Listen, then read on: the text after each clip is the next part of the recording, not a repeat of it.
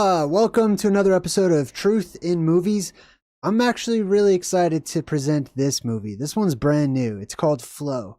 We're going to decode this movie. In this segment, we decode the movies and we share our thoughts and opinions as to what they might be saying if they are indeed sharing an underlying message with us or secret messages with us.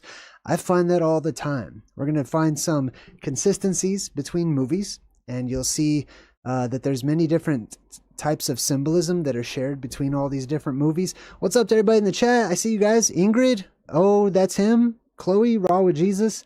Hughes, Bog Rock, KT Baby. Welcome everybody else too. All right, cool. Let's jump right into this movie. It's all animated. This is a good one for your family. It's a super good family friendly movie. I fully enjoyed it, watched it with my family, and I think that you would enjoy it too. So check this out. It's brought to you by Mount Meru, as always. Brought to you by Janus, the two-headed god of old, right? So we talked about this before. This is basically the blue beam that shoots up out of Mount Meru and splits off at the top, being, the hair that wraps around the sides here, and then the eye on each side, which is the toroidal instabilities on each side of that blue beam. Janus also is directly related to the word garden, as in the Garden of Eden, as in the place where Mount Meru resides. It comes from Gan Oz, or Ganaz. Oz can mean strength, and usually does. It also implies God. So the Garden of God. Janus. That's where Janus lives. It's also brought to you by Mount Meru, aka Sacred Blue. Sacred Blue. That's the blue beam that comes up out of the Raphaim Mountains. That's the good healing energy in that particular land. For more information about that Phantom Island up at the North Pole and the subsequent islands around it, check out my book, Ancient Oblivion, Return to Hyperborea. Now we meet our first character. This is actually the protagonist of the entire movie. No words are said within the whole movie. You would think that that might take away from it, but it doesn't. It actually contributes to the overall theme that the movie is sharing with us and the overall message, as you'll see. So we see this cat looking down into a puddle of water, staring at its own reflection, almost contemplating itself. Leans in, takes a closer look at the water. The water is rippling a little bit, which implies that the earth is shaking at this particular moment. So there's all these ripples in the water. Some of the movement's hard to catch when I'm just doing screenshots. But then the cat starts walking around, and we get a feel for where we are now, right? This is what happens after every apocalyptic cycle. Everybody needs to orient themselves, okay? Whenever you're lost, you have to start feeling around and getting a feel for your surroundings and the walls around you if you're lost in the labyrinth. The cat walks right next to a statue of a cat that's in the middle of walking. It's like in this huge overgrown foresty area. We're not sure where we are. We're not sure what's happening yet, but we do see that there's a cat statue. He continues to walk, and there's more cat statues that look like they're actually frozen in the middle of movement, almost like they've been petrified.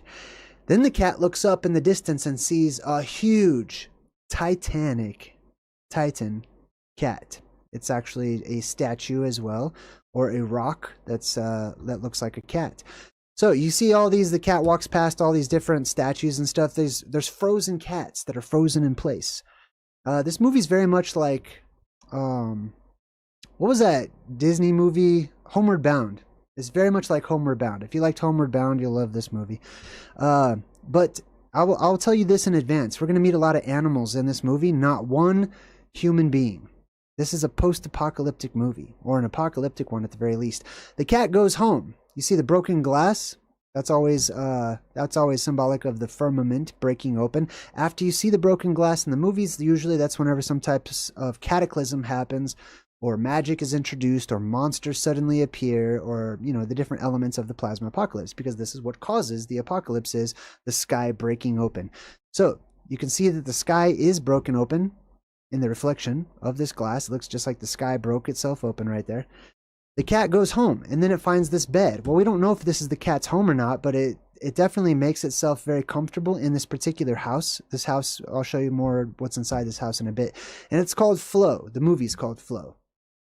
Now, if you remember some of our etymology teachings or word origins, we talked about the word love and how it's directly related to Lu and Lev, like Levi, like in Hebrew means heart, Lev, right?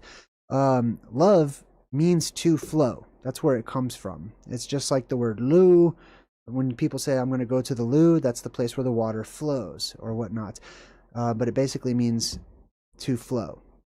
And then the cat leaves the next day and starts going around checking out the local scenery. And every single thing we see is overgrown. There's green plants all over the place. This is like a garden because we're being shown the Garden of Eden, or at least an aspect of the Garden of Eden, symbolically speaking.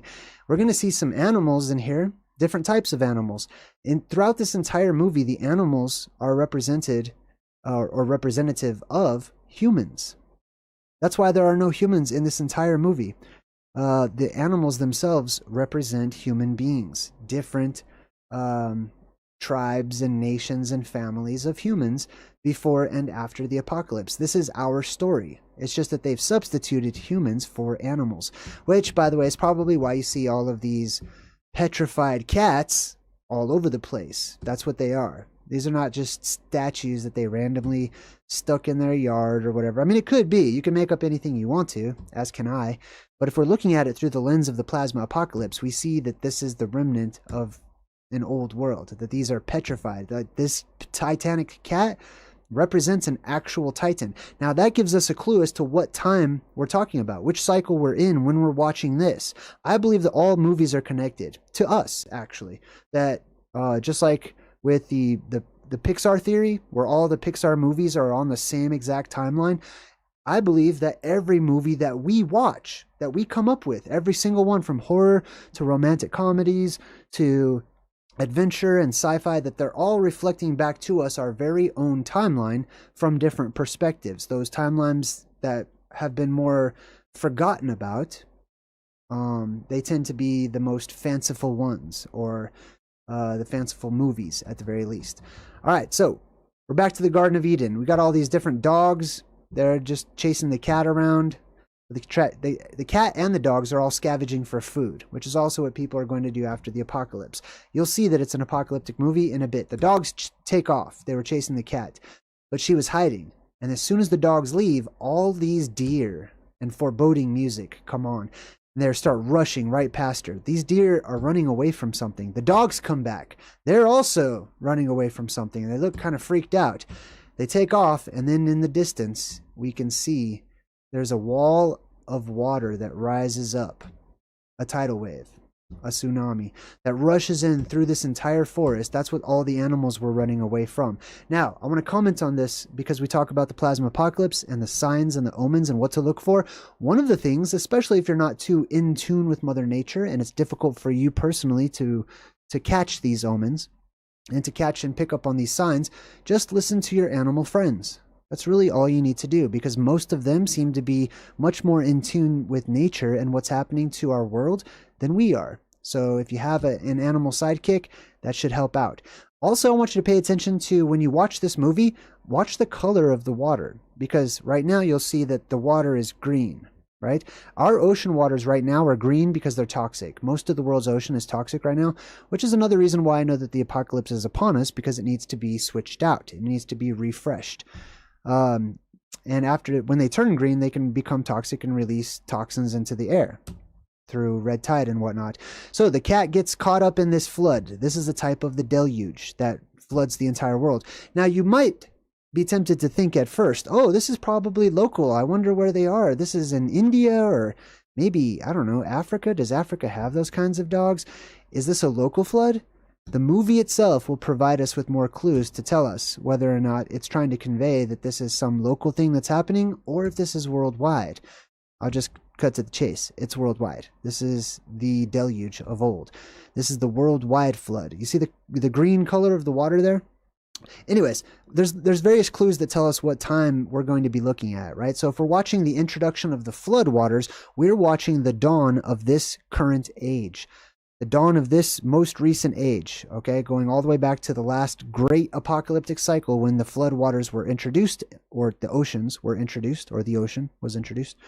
But the time will come whenever those waters are removed, and it takes us back into the time of the Titans and the giants and, you know, things of that nature, magic and all the stuff that we talk about. So the cat needs to race to high ground, just like the humans had to race to high ground. This dog gets separated from his pack. Now, this dog is going to join up with the cat. They're going to become friends, just like in Homeward Bound. He's a good dog, though. The other dogs, not so much. So he's separated from them. This movie is also showing us that there is a remnant of those who have a good energetic signature within us, and we are called out of, you know, families and friends and circles and acquaintances where people don't share that same type of energetic signature. And we band together and we create new families, new tribes in the world to come. Now there's this huge bird. This bird's called a secretary bird. This bird is native to Africa. So you might think we're in Africa, but if you look at all the other animals that we're going to meet, you can tell we're definitely not in Africa. It's an amalgam of all of these animals from around the world, which means the animals represent people from around the world, which means they're showing us, all of us. This is a message for the entire world. Now, this particular bird, the secretary bird, as you'll see, says here it's endemic to Africa. So either this movie takes place in Africa, or there's something more to the story, right? All right, I'll come back to the bird in a minute. I'll explain what the bird represents in a second. Here's another petrified cat, basically, not a statue, but this is a cat that's been petrified, or a person, if they represent people, right? And then this is inside the cat's house, where the cat used to live, which is really the person's house. You can see there's a carving of a cat on the desk. There's also a drawing of the exact same cat, the protagonist, on the desk, right? One could make the case, oh, his human owners probably used to live here and whatnot, but I don't believe that these are cats. If you look at this with another lens, you can see this is, if the cat is a person, then this drawing is probably a person, and all those statues were probably people and stuff, right? So the cat is pretty much at home in its own bed as a person, as a human being, right? And then the cat wakes up and it decides to go out looking for stuff. But meanwhile, the waters are starting to rise more and more and more. And you can see the little cat statue being inundated with water. It's the flood that they're showing to us. Now, that cat, the protagonist, he needs to get to high ground. And this is the highest place nearby, is the top of that Titan cat statue. The petrified Titan cat statue, by the way. Now, if you're unfamiliar with the story of the Titans, or the Titanomachy, or the gods versus the giants or the gods versus the Titans in the ages of old, and the Great War, it is said that the Titans sank, that they sank down into the earth, that they became like mountains. Oftentimes, there's countless stories across cultures, across the world, and across time of Titans that were turned into stone, giants that were turned into stone. So that's what we're seeing here, symbolically speaking, this huge, gigantic mountain. It's also a type of Mount Meru, just being that it's split at the top, represented by the ears. But the cat goes up to the very top in order to escape the waters of this deluge that you can now see is much more than just local, right? That this is actually rising up above the mountains and above the mountain tops, going as high up as the ears of this huge statue that was up on this small mountain. The cat's up there and is freaking out because off in the distance, you can see right here, there's this sea monster, which is just a whale. But in the world to come, like I said, gigantism will be introduced. Things will live much longer. Right now, we're all prepubescent, all right? From animals to humans to plants, we're all prepubescent. We don't live very long for the most part, all right? There's anomalies and exceptions. But in the world to come, when you have cellular regeneration because of all of the amplified electricity that's in the atmosphere, then you'll live for a very long time and go through different stages of puberty, as will the different types of animals. And flowers will bloom differently. Plants will bloom differently. And as you can see here, we have this whale that makes its way across. But look at all these fins. This is like a mutant whale. This is some strange whale. Now, mutants also do exist in the next age. Okay, every other cycle, every other polarity shift, there's certain places of power on Earth that are inundated with different types of energy, oftentimes, especially during the apocalypse, whenever the cosmic energy comes in from beyond the dome. you have all these rays, these cosmic rays, like radiation, gamma radiation and whatnot, and they cause mutations in the animals too, in the animal kingdom. So you have this gigantic, beautiful sea monster whale, and they make a huge deal about it, just kind of making this appearance, right? So this is showing us the time of the monsters, the time of magic, the time of titans and giants and things of this nature. Also the time of telepathy, as we'll find out here in just a bit. Benjamin, hey, thanks for your donation. I super appreciate it. All right, let's continue on and see what happens next. We saw this whale, right? We'll come back to the whale because I'm actually going to show you some middle-aged pictures of whales, and we're going to compare the two and talk about monsters for a bit because I love talking about monsters. So the cat is on top of this giant cat statue, and off in the distance it sees the Phoenicians coming, aka whatever animals happen to be seafaring and know how to navigate on flooded waters. Those are the Phoenicians, okay? Many other tribes that came from Hyperborea as well, just as I believe that the Phoenicians did. So this cat gets on the very top, waits for the Phoenicians to come pick him up, and he almost drowns, but at the last second jumps up onto the boat and makes it. And to his surprise, there's a capybara. I'm not sure how to pronounce the name of this animal. I think it's Kookaburra or capybara. Someone from Australia needs to hook me up. Aren't these Australian? They might be African too. I don't know. Anyways, this giant rodent, okay, this ROUS, is in the boat with this cat. And the cat's like, wow, okay. And this is where the telepathy part comes into play. As you're watching this movie, at first, and only at first, it's a little awkward because there's no dialogue. But after you start getting into the movie, you can hear dialogue. You can hear all of these animal creatures throughout this entire movie talking. I can. Okay, I don't know if you guys have that ability, but I can hear the animals. I can hear the dialogue, right? I can sense what the animals are sensing. This movie properly conveys telepathy, which is what happened during the Age of Magic, or during the Red Sky, or during the prior age before this one. Right now, all the energy is being pulled inward. It's being charged into the heart of the earth.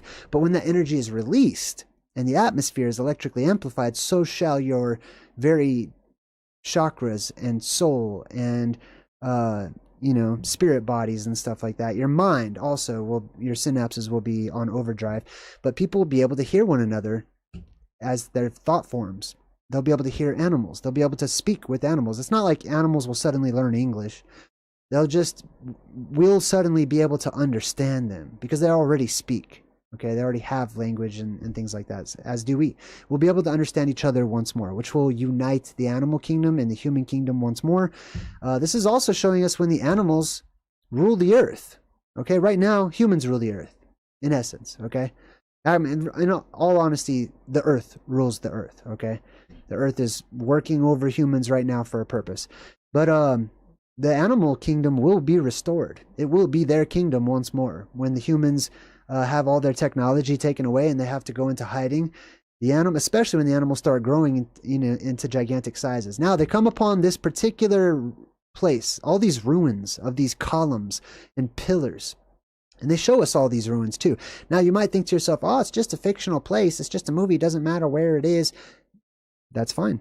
You can have that opinion. I see much deeper. I believe that they are showing us our actual physical world during a specific point in our history, or many various specific points in our history, because it's cyclical. But this is what's known as Iram of the Pillars within Islam. Okay, this is also a mythic and phantom land that is said to have existed, much like Avalon or whatnot. These are all the pillars. This is the place at the North Pole where you see the most of these pillars, where you have the most of the volcanic activity and stuff up towards the north, and all the energy rushing up into the center of the world, or being released from the center of the world to the heart of the world, which is the North Pole, right, on a plane of existence. Now, at the top of one of these pillars, you see this secretary bird up there with its young. That's also appropriate. I'll explain the bird on top of the pole symbolism later on, whenever we see a better example of it. Now, this cat jumps up on... The cat was drowning, so the whale, this mutant whale, helps it out, and it gives the cat a ride, basically back to its boat. Now, this made me think. I've seen people riding whales before. not just in the movies, but when researching antiquity. Human beings rode on top of whales like they were ocean taxi cabs. Don't believe me? Check it out. This right here is an image from the Middle Ages of a sea monster. I'm going to call this one a sea monster. So let's talk about this too, okay? But first let me point out you can clearly see that humans are depicted as not just riding on the sea monster, which is what this is. This is not a whale, okay? Humans are riding on the sea monster. They have a table up there. They're praying to Jesus. They have their boat, which is also being given a ride. And these were put onto ancient maps and manuscripts and bestiaries and whatnot all throughout the Middle Ages. Not because it was fun, but because it was true. Now, pay close attention to this. Let's talk about whether or not this is a whale. Many people will try to say some stuff like, oh, well, people were stupid during the Renaissance. They didn't know what a whale was. They just thought it looked like this, and it had 2 water spouts coming out of its forehead and gigantic teeth and a beard. Like, dude, they knew what whales looked like. Are you kidding me? Okay, they knew what all kinds of animals looked like. All right, I'm going to show you guys some proof of that. But first, let me show you some more examples of a sea monster versus a whale. Now, look how big these things are, too. Right there, there's all these different depictions of them fighting ships, being caught. They're hunting them. These were ocean monster hunters, not whalers, not whale hunters or anything like that. These were monster hunters. When the humans come out of hiding, okay, one of the first things that they learn to do is how to deal with all of the monsters or gigantic forms of creatures that are now in this world, that have come up from within the hollow earth or floated down from beyond the dome. But then there's also gigantism, which affects things here too, right? So they go out on the hunt. They create monster hunters and stuff. Sometimes they're friends with these monstrous beings, and sometimes they can use them to help themselves out, to, you know, get rides from them, allow them to sort of steer their ships and things like that. But this right here is no whale, okay? That is not an artist attempting to draw a whale. That is an artist drawing what they knew existed, which was something that had these 2 water spouts on top. Last I checked, whales have 1. Okay, here's another example. Some people say, oh, well, that was probably a crocodile. That was probably an alligator or something, and they're just stupid, and they just thought, no, this is a monster. This is a seagoing monster that looks very similar in many of these different depictions.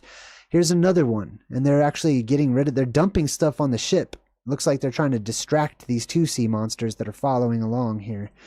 Here's another one. Now, these sea monsters are depicted huge, gigantic, right next to the island of Tile, a.k.a. Thule, a.k.a. Ultima Thule, with this interesting wolf head mountain that's right there as well. It says, Hec insula habit 30 milia popul, which basically means here there lives about 30,000 people.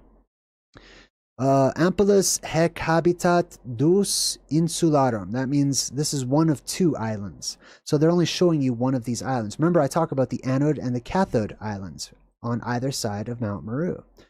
Right? So here's some more examples of these sea... Look at this one with Spike on its back, too. Look at that. Hold on, let me zoom into this little baby one. Check this one out.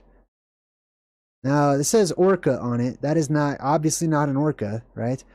But look at it, right? They knew what these things looked like. You know how I know? Because they caught them. I mean, we got pictures. Look, they caught these things, okay? They went out hunting. They took them apart. They were up close and personal. There's no need for them to make them, you know, to draw them like monsters, unless they were in fact actually monsters, because they interacted with them, they caught them, they went out and hunted them down, they rode on top of them and used them as forms of transportation, they cooked on the backs of sea monsters. Now, here's another reason how I know it's not a whale. This is a whale. This is also an ancient manuscript, okay? There's lots of different examples of actual drawings of whales. Okay, so you can't give me that excuse. Look, this is actual whale hunting right here. There's a little boat. This is a rock drawing, right? And it's capturing the whale or whatever. There's another one, another version. They put out 3 lines from the boat to try to capture this whale. There's another one. There's another one. These are all actual images of whales. Look at this one. We'll zoom in on that one. That's a damn good one right there. They knew what whales looked like. When they draw these sea monsters, that's what they are. Okay? It wasn't like, oh, they just had wild imaginations. They were basically cavemen. Really? So the Dark Ages just gave birth to a bunch of cavemen after ancient Greece? After Rome? The Roman Empire? All of a sudden, everybody just played in the dirt and the mud and peed out on the street? And no, I'm not buying that. This is what dolphins. This is an ancient Greek fresco full of perfectly depicted dolphins. So they knew what dolphins look like. They definitely knew what monkeys look like. Some people will look at the blemmies and they'll say, oh, they thought those were chimpanzees. They didn't know what monkeys looked like. No. Okay? They're not drawing chimpanzees because ancient cultures have baboon statues and other types of monkeys and stuff. They knew what monkeys were. So don't believe this garbage. I'm not going to believe it. You can believe whatever you like to. But when people say, oh, the ancient people were just dumb, and then you go back even further and they're like, oh yeah, that's what we base all of our advanced calculus off of that culture. You know, you got to get your story straight, buddy. This is the Nazca lines depicting a whale. Check that one out. Anyways, back to the movie. Now, the cat was in the water, so the bird, the secretary bird, helps it out. Okay, the bird appropriately is because of what the bird represents, or the types of humans that the bird represents here. It's white, and if you follow my channel and you understand the phantazoids and the color of the phantazoids, you'll know why this particular bird they chose purposefully because of its color, right? And the ability to fly. Now, pay attention in the background. Check this out. This is going to be interesting. At least I thought this was interesting. You see this rock formation off in the distance? They feature this all throughout the movie. All throughout the movie. You see this particular shape? Just remember this shape in general because you're going to see it. If you remember it, you'll see it over and over and over again in the movies. There is a reason why you see this particular type of shape of what appears to be a broken tree stump or a broken castle or something of that nature, and why it's almost always associated with either time travel or paradise or the number 9, which is also directly related. This is from Nico and the Niners, 21 Pilots. This is a place, this is a wall, and it's circular, and it's called Dima. And this is another version of paradise, Mount Meru. That's what this represents. This castle in the middle. This represents all the earth that is pulled upward from electromagnetic forces and then petrified in place. And it's shown to us time and time again. This is actually the city of Dima in the 21 Pilots lore. Circular city with that sort of castle-shaped mountain in the background. This one is from Monty Python and the Search for the Holy Grail. This is Camelot. Camelot also represents Avalon and Atlantis and Hyperborea, and so on, etc., and so on and so forth. It's also represented by Superman's fortress of solitude and his little crystal deals within. So anyways, the bird saves the cat, takes it back to the boat, drops it off, and they continue on their journey. As they're on their journey, the cat's just watching as this huge hand looks like it's about to grab the cat. But it's not. It's actually a statue. This is the only human appearance throughout the entire movie. And you got to start asking yourself, while you're watching this movie, I was asking myself, where are all the humans? This is clearly depicting an apocalyptic cycle or a cataclysm of some sort, at the very least. Where's all the humans? No clothing or anything floating around. That's when I realized the animals are the humans. I mean, obviously there would be animals too, but the animals are representing all of humanity. This is actually one of the Titans, and they're showing it reaching up out of the ground. I didn't take pictures this time. I've got plenty of these on my channel, and many of you have seen them before, but across the world you can find plenty of different statues where people subconsciously want to make statues of titanic hands reaching up out of the water, or faces that are actually in the lake or something, huge Titan faces that look like they're like gasping for air, or hands that are coming up out of the earth. You can find petrified ones if you look close enough.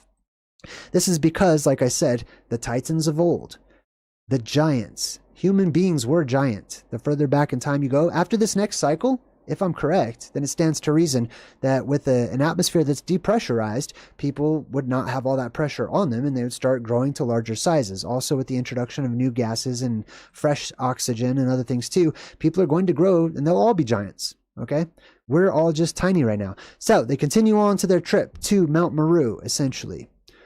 And the Crystal City, the Paradise City or whatever. The cat just grabs the oar, starts steering the boat like it's nothing. Like, that's where I'm paying attention. I'm like, yep, that is not a cat. That's a human. So we meet another animal, aka another human or another tribe within the human race or whatever, right? So this guy is out there picking up all the leftovers. He's got a spoon, he's got a basket, he's got a key. He is foraging, which is also something people do. He's actually preparing, unbeknownst to him, for, to survive or whatever. After the apocalypse, people go around foraging too. It becomes a junkyard world. All the stuff that didn't get sucked up and floats back down will just land in huge piles of junk and debris and garbage all around the world. And the survivors will become garbage diggers. They'll be trash diggers. They'll be going through those giant piles, mountainous piles of junk and debris from the old world to find things that might be useful to them in the new world.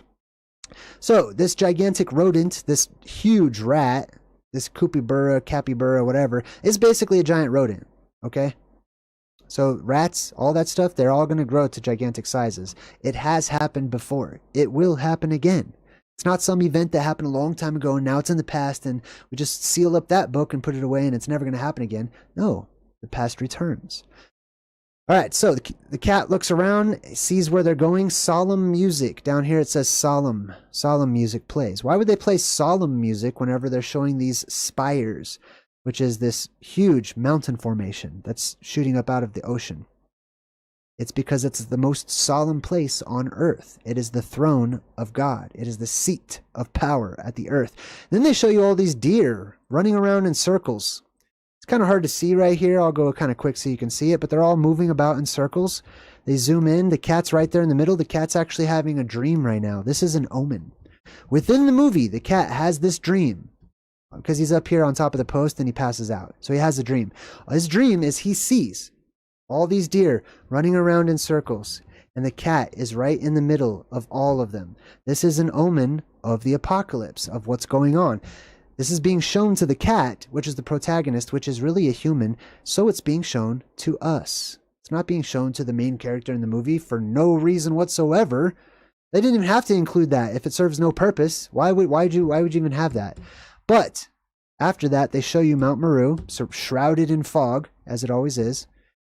And then the cat freaks out and the water comes and washes them all away. And then the cat wakes up.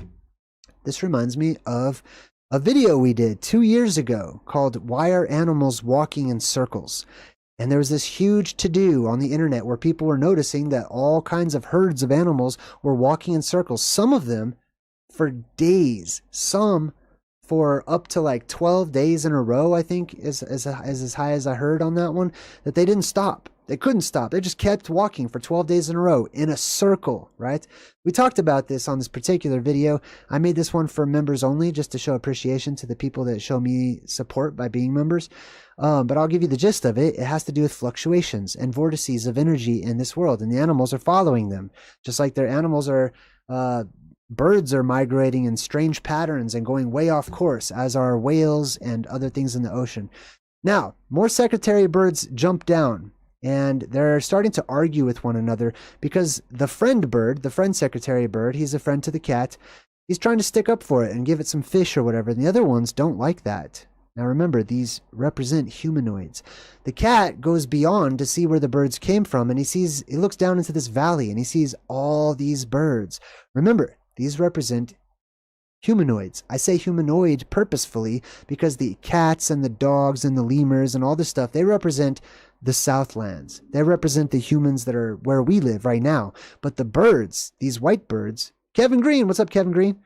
These white birds represent the Hyperboreans, those who came from the north and migrated southward after they had to leave their garden, or Atlantis, after it was flooded. They're advanced. They have the ability to fly, or technology at the very least, right?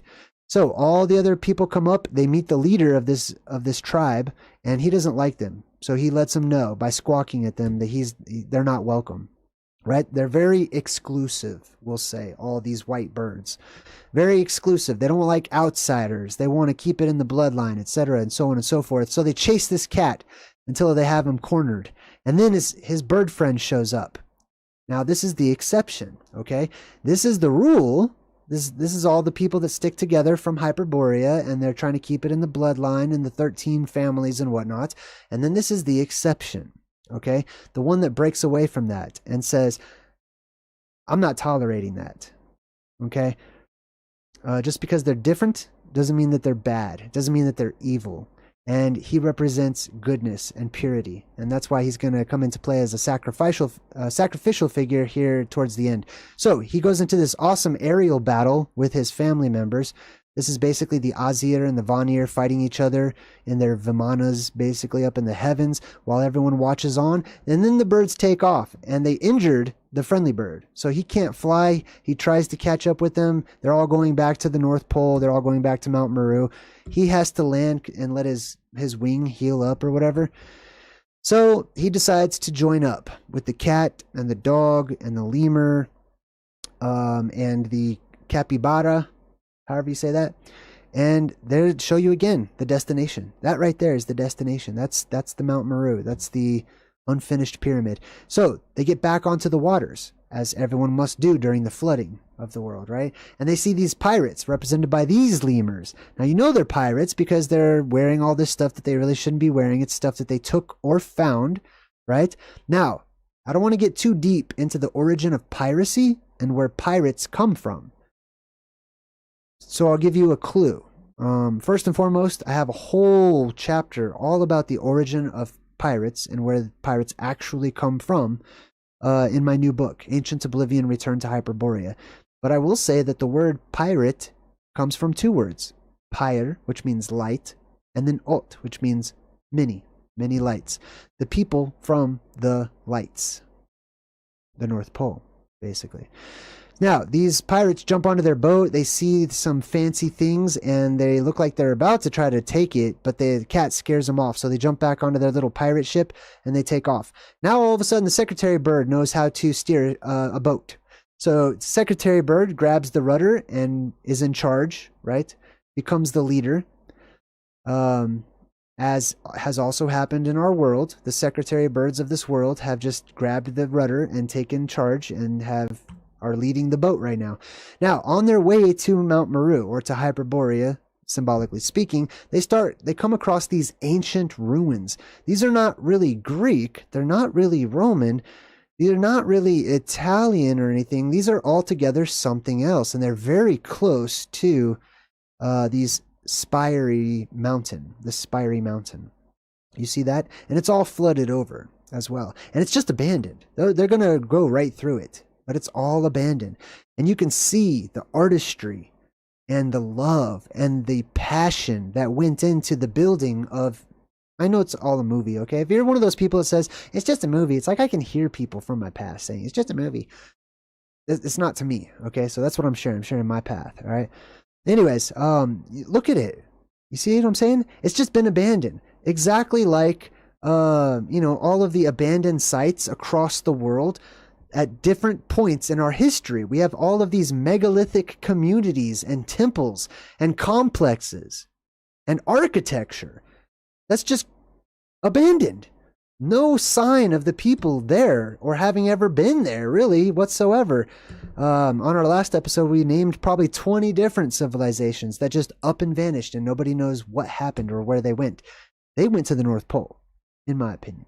Okay, they returned to the inner Earth, or went to the place of safety, the Garden of Eden. They returned when they saw the sign. So we catch back up with the Golden Retriever, the Secretary Bird, the Capybara, the Lemur, and the Kitty Cat. And they're all on their way home. They're homeward bound. Now, they're still on this, everything's flooded here. If you watch The Lord of the Rings, like especially the TV series, they have this island that's very much like this one right here. And it's sort of these humans that are like demigods. They're they're a bit better and a bit healthier and live much longer than regular humans in the quote-unquote Southlands. And that's this place. That's what you're looking at in our very real world. And then this, they all stare up in awe as this otherworldly, majestic, beautiful sea creature just jumps up and over them and lands in the water. These will return to our world, I believe. They might be whales. Okay, there's different kinds of sea creatures and different kinds of sea monsters. Much of those were hunted to extinction, so they learned to go further down where the humans can't get to and live deeper down in the ocean. A lot of those deep sea creatures and monsters are starting to show up now. They're being forced up. If you pay attention to the news lately, that's another omen. Okay, all these weird, strange, monstrous creatures from the deep that are supposed to stay in the deep are not. They're floating up to the surface and being beached and stuff in recent years. Now we see this lemur. He's over there meditating like a Buddhist monk. You know that's not an actual lemur, right? You know that now. You can tell. By now, it should dawn on you. This movie's showing us. It's reflecting back to us our very selves. Now, they see that there's some dogs, those same dogs from earlier that the golden retriever was cut off from, and they're sort of stuck on this little island over there, and they start barking for help. And then that dog is like, oh man, my friends. And they go up to the leader, which is the secretary bird, the big white giant of their crew. And they're like, hey, can we go rescue those other ones? They're begging for help. That bird knows better. That bird is wise. That bird sees and senses and feels that this is dangerous and unwise to go pick up these strange creatures when they have already created and established that their boat is full of good vibrations. They're all friends in essence, okay? But they all pressure the bird. They all go up to the bird and stare at him, and they're saying, please, please. Like, what was that one? What was that dude on the Dark Crystal? Freaking something Skek Tech, or I forgot his name, but one of those birds. You know what I'm talking about? Those vultures. That one that's like, please. That's what they're doing right now. What was that guy's name? Somebody got to tell me in the chat. Chamberlain. That's what his name was. I just remembered. All right. So anyways, they go pick up these dogs, right? Now, these dogs don't look super friendly, but they're going to definitely jump onto this boat. And the second they do, they start trying to take over. They start trying to take the lemur stuff. They start bullying the other crew members around on the boat. That bird, the secretary bird, was correct. Okay? Sometimes they're wrong, but sometimes they're not. Sometimes they know better than we do because they've been around for much longer. Okay? Anyways, they're on their way to Mount Meru. Right before they get to Mount Meru, Rupus Nigra, the center of the world. As you can see, a storm is brewing. There's a constant storm around the Phantom Island at the North Pole because of the pressure differential between the inner Earth zephyr that's being released with all that warm air and the freezing cold air of the Arctic. So it creates a constant fog and storm and a current, an electrical current that goes around this island. So we look around and what do we see? Shipwrecks all over the place. All of these shipwrecked boats. Let me zoom in a little bit because I really want to emphasize this point. If you're into Mount Meru or Rupus Nigra research or the island at the North Pole or Lodestone Mountains, Phantom Islands and stuff, this should ring a bell. Or if you like watching Pirates of the Caribbean, this was also featured in the Pirates of the Caribbean movie. It's a shipwreck cove. Why? I'll tell you exactly why. Because where they're headed, this mountain right here is magnetic. Any of those ships that are in the area that have metal nails or metal fastenings. Ingrid, hey, thank you, Ingrid. She says, hello, gang. Any of these ships that have metal, according to the histories and the myths and the legends, they crash. They build up speed. They start going faster and faster, and they can't really stop unless they throw out an anchor, but usually the anchor's made of metal too, right? So all these ships, they start going full speed ahead towards these lodestone mountains or magnetic mountains, and they crash. Now, this is also directly related to the origin of piracy. You'll see it in my new book. All right, so this bird, they get really close to Mount Meru. They can basically almost dock with Mount Meru now, and this bird decides it's time to go home. So this bird leaves them all behind, takes off into the foggy mist, and then we start to see there's these ancient structures upon this type of Mount Meru. The cat starts ascending the mountain, going up all the stairs, And they're really showing you how high up this is. Rupus Nigra, at the very least, Rupus Nigra is the name of the mountain at the center of the world. I like to say Mount Meru. It's easier to say. It rolls off the tongue. Plus, it's symbolic for 33, which is the circumference of the mountain, according to the legends and the myths that have survived. But this is the dark mountain. It's the black mountain. That's what Nigra means. It means black. Rupus means stone. So like a ruby or rupal comes from that same exact root word. Black stone, dark stone, right? Black rock. That might ring a bell for you too. But it is Rupus Nigra et Altissima in Latin, which means not just a black mountain, not just a dark rock, but a high one. A high and lofty one. This is where altitude comes from. Altissima, which means very high, very lofty, basically strutting straight up out of the ground as a pillar. That is Mount Meru.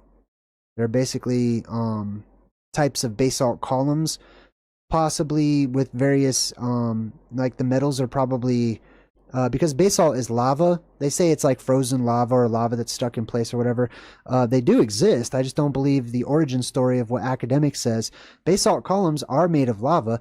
Lava is not molten rock. And people say that all the time throughout all of academics. Oh, lava's molten rock. Lava's molten rock. Like a bird. Like, it's not, you can't melt rock, okay? Maybe it's possible, but okay, I'm just going to speak in general. There's no, rocks don't melt, okay? Metals melt, okay? Metal's a type of rock or whatever, but metal melts. When you mix all of that melted metal with sand and dirt and soil and stuff, it becomes magma. And that's what we're seeing. So whenever you run an electrical current through that magma, and it's a strong enough current from above that it lifts it up into the air, and then it hits that strong electrical thunderbolt from the gods, that electricity rushes all throughout it, rearranging the very bonds within that magma, or lava, or whatever, right? And then it conforms it to the signature pattern, which means it changes the shape of that liquid. This is called cymatics. So whatever the frequency is, or the frequency of the electricity that's running through this liquid form, that liquid form will take the shape of that frequency. So oftentimes this takes the shape of hexagrams and pentagrams and things of that nature. Now, they get to the very top of this high and lofty dark black mountain. The cat is up there. He sees the bird who is staring at the sky directly above. So the cat pulls up a seat right next to his bird friend, and they're watching as something strange starts to happen. Water droplets. Over here you see all these water droplets. They start lifting up off of the top of the mountain. And the cat watches as the water first starts to float up into the air, defying gravity or increasing in its buoyancy. And as it does this, and as they're watching, suddenly, slowly, they also start to float. They start lifting straight up above this mountain, which is really a plasma volcano, which is really an opening into the inner earth, which also has a zephyr or a wind that is gently blowing them upwards, if indeed it is open at the top and not closed off as they show here in the movie. And then you can see, as they're going up into the sky, it's all of this plasma and little dots of light. Now, these are not stars or anything, because you can see that they pass in front of the cat. These are pixies. These are fairies. These are sacred bees in the ancient world. Okay, these are little ghosts. If you want to, these are all cartoonified descriptors for what these actually are. But it's plasma. They're plasmoids. They're tiny balls of self-contained electricity. They start floating up into the sky. The cat is going to come back down in a second, but you can see this is what happens. This is the depressurization of the atmosphere. Whenever the atmosphere depressurizes, because a big hole opens up in the sky and all of the cosmic light that we know should be there reveals itself to us, this is where it happens, right above Mount Meru. That's the apex dome right above them. That is the Lord of the earth, or the Lord of the heavens at the very least, right above them. They're standing on and upon Enki, the water bearer, the one that the water comes out of, or there's a flow or a flowing that comes out of Enki, and they're rising up within this spiral of plasma and headed towards the dome. Many of you have had dreams about this. I already know because you've told me. I've also had dreams about this. Not just flying dreams, but dreams. It's not like you can fly like Superman in your dreams. Some people can. But many of you are dreaming about something that is an actual event. You're recalling, you're having a prophetic vision when you're dreaming about floating around on Earth, in the atmosphere. You're just floating around and you can't really control it or anything. So some people might try to like swim. You might try to push off things. Sometimes you might float back down and you're trying real hard to stay flying, but you can't. This is where it comes from. This is the origin. This is a memory that is locked within our collective subconscious. Now the bird goes home. Okay, the bird is a fractal verse traveler. These secretary birds, the big white giants that are in this movie, because they're all humanoids, returns home. He knew this was the place to go. He knew he needs to go back home. Up there is the moon, or the real moon, okay, because Mount Meru is the mountain directly under the actual moon, not the projection. So he goes back home, which is the moon. The moon's open up right now. It's cracked open, cracked in half, just like Muhammad saw. And just like many other people have witnessed the moon cracking into two, even in modern times. If you look up Project Moonblink, you'll learn more about that, where the horn of the moon was seen breaking off. But anyways, this bird, he becomes a space traveler. This is Elon. This is NASA. They're leaving the world behind. They're going home. They're escaping the apocalyptic cycle and the deluge and whatnot. And the cat comes back down because the cat belongs. The cat stays here. So the cat starts floating back down to the earth, and you can see all the plasma and stuff.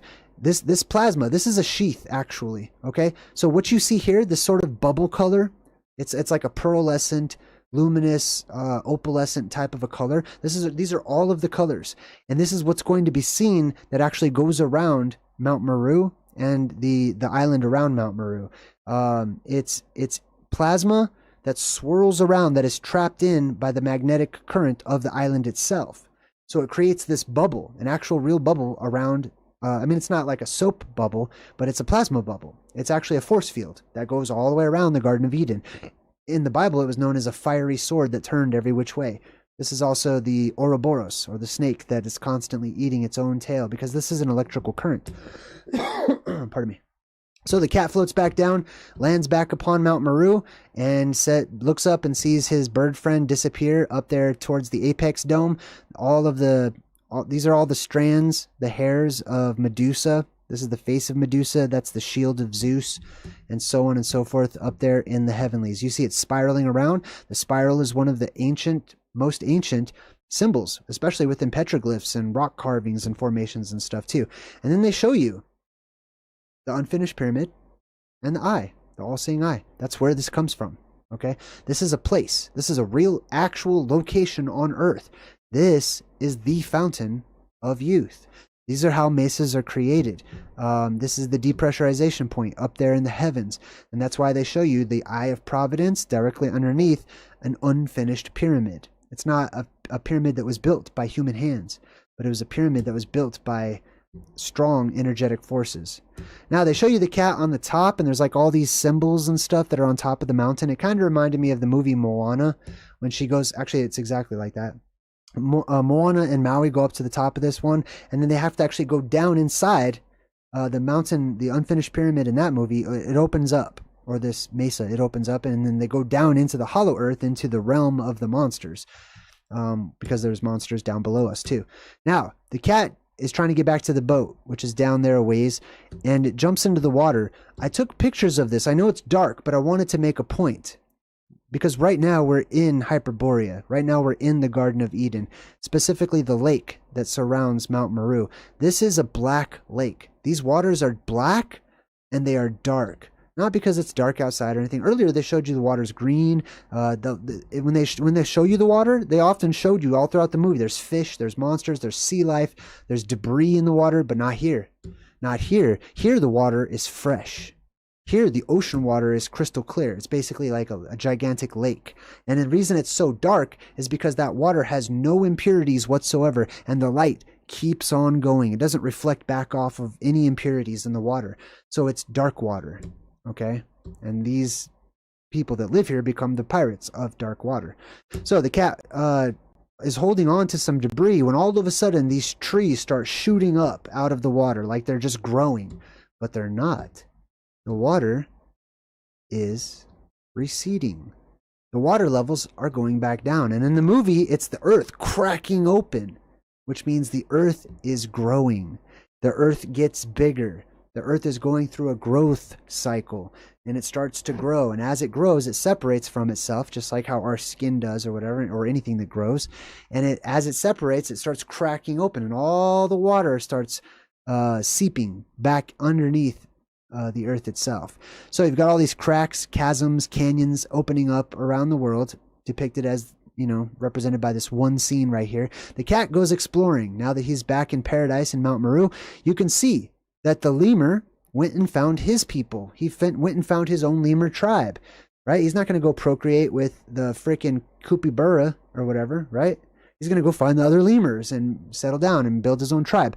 Although Hyperborea, although Mount Meru and the Garden of Eden are filled with all of the different people from the surface world, from the underworld, and the newbies from beyond the dome, because everyone meets in the middle during this apocalyptic cycle. They all sort of find their own family members and stuff, and they band together. I don't know how else to say this, okay? But they band together, and there's no strife, right? Because this is the golden age now. This is the amber age. This is the red sky that we shift into. Now, all these lemurs are staring at themselves in this circular object, which kind of resembles like a map on the back, right? A circular map. This also reminds me of the map that they use on Pirates of the Caribbean, too. You see that map? Yeah, right there? Very much looks like it. Anyways, but on the other side is a mirror, and they're staring.